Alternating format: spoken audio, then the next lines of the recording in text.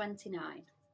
It seemed like a long time before the seagulls were able to pull the peach away from that horrible rainbow cloud, but they managed it at last, and then everybody gathered around the wretched centipede and began arguing about the best way to get the paint off his body.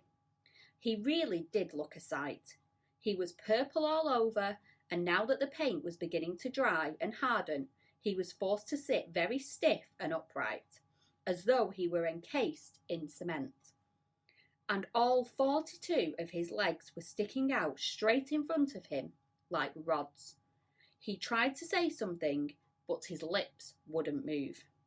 All he could do now was to make gurgling noises in his throat. The old green grasshopper reached out and touched him carefully on the stomach. "But how could it possibly have dried so quickly?" he asked. "It's rainbow paint," James answered.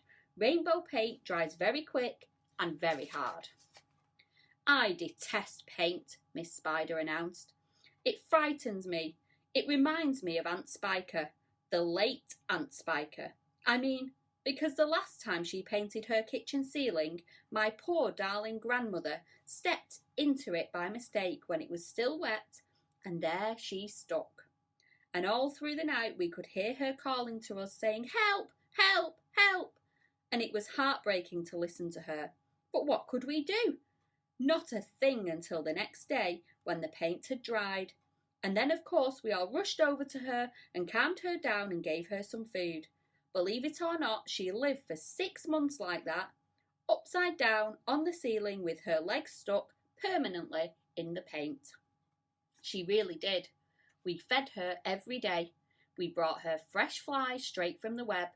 But then on the 26th of April last, Aunt Sponge, the late Aunt Sponge, happened to glance up at the ceiling, and she spotted her. "A spider!" she cried. "A disgusting spider! Quick, fetch me the mop with the long handle." And then, oh, it was so awful, I can't bear to think of it. Miss Spider wiped away a tear and looked sadly at the centipede. "You poor thing," she murmured. "I do feel sorry for you." "It'll never come off," the earthworm said brightly.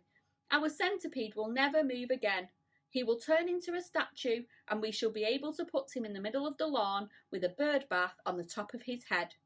We could try peeling him like a banana," the old green grasshopper suggested. "Or rubbing him with sandpaper," the ladybird said. "Now if he stuck out his tongue," the earthworm said, smiling a little for perhaps the first time in his life. "If he stuck it out really far, then we could all catch hold of it and start pulling. And if we pulled hard enough, we could turn him inside out, and he would have new skin." There was a pause while the others considered this interesting proposal.